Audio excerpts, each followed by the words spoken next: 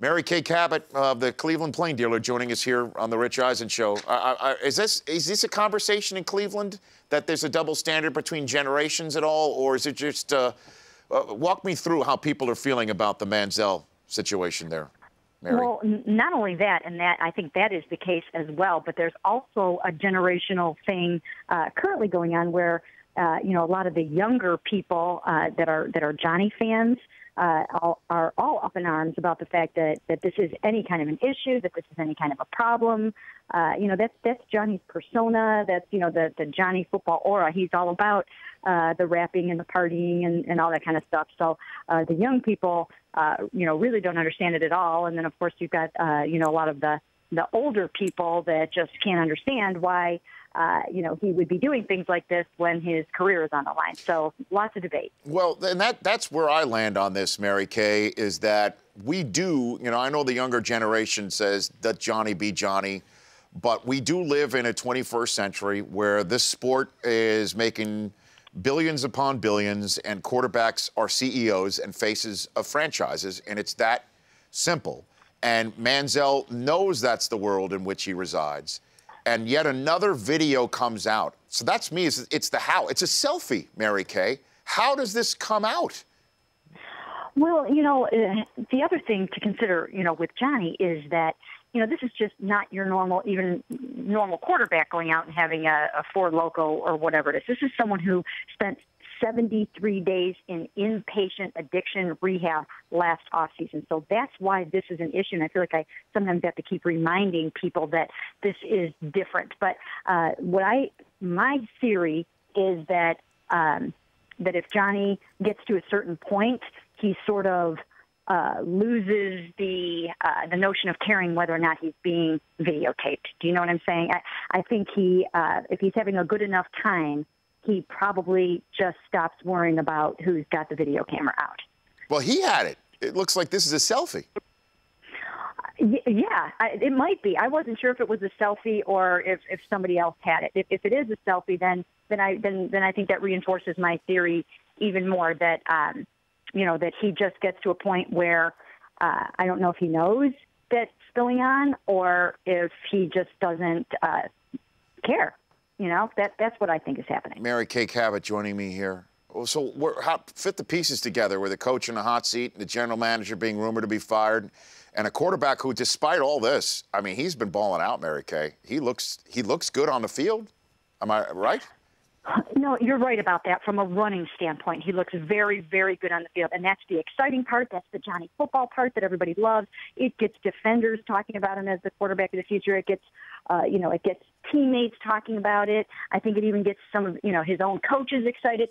But his passing game was awful the other night. Now, he doesn't have a whole lot of weapons around him, but if he is going to actually be a quarterback that you can count on in the NFL, he's got to get the passing game to a point where you can actually win some games, with the arm as well as those legs. It was exciting. It was the most rushing yards ever by a quarterback in Browns history. And, he just has that it factor about him when he does that.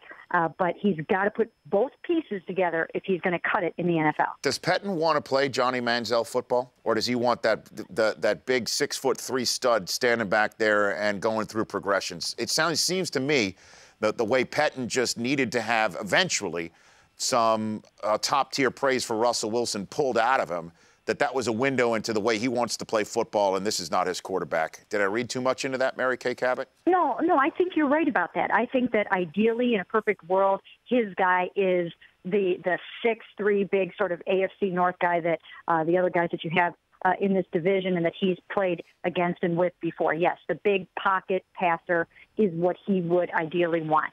But if Johnny is going to be winning football games for him and making plays, then he will adapt and he'll go with that. He'll roll with it. But it's not his first choice. But he said harsh consequences if there's another video, and now we have another video. What happens? Well, he said he would take it on a case-by-case basis. We asked him if there would be a zero-tolerance policy. He said he'll take it on a case-by-case basis. When we talked to him yesterday on a conference call, He said he didn't seem to think that this one rose to the level of the bye weekend video where he was rapping the vulgar lyrics and said he wasn't going to go out partying and he was out in the clubs and all that kind of stuff. This one, maybe it may be a mitigating circumstance that he was at home.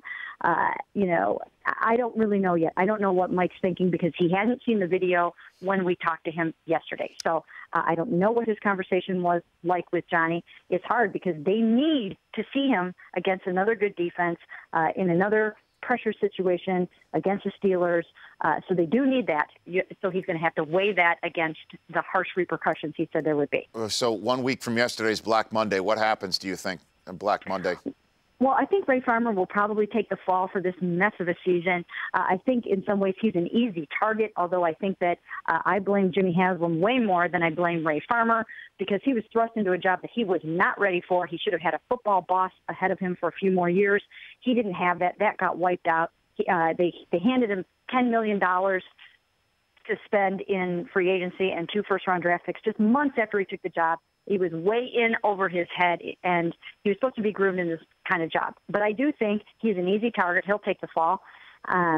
So I think that's probably one thing that will happen. And as far as Pettine is concerned, I really don't know yet. There's a lot of people around here that think that the coaching staff will get wiped out too. But then, there have been reports that perhaps that they'll keep Pettine. So I don't know yet. I think all the options are still on the table, and I think this is a big week.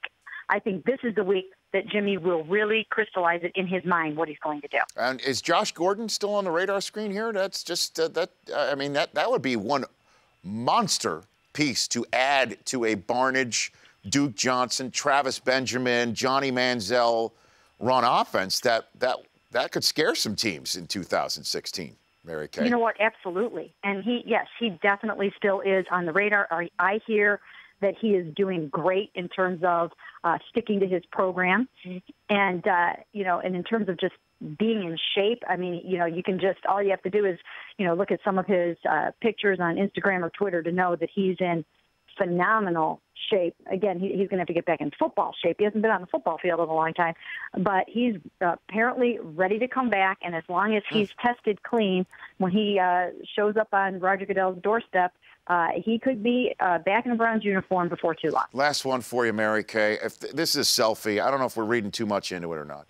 Is there any way that Manziel's trying to get his way out of Cleveland? I mean, because it one after another, when the coach says enough, or is this just his personality, and this is the beware that the buyer needed to be aware of when drafting him? I believe that this is his personality, and even more so than that, I believe it could be some things that are beyond his control at this point.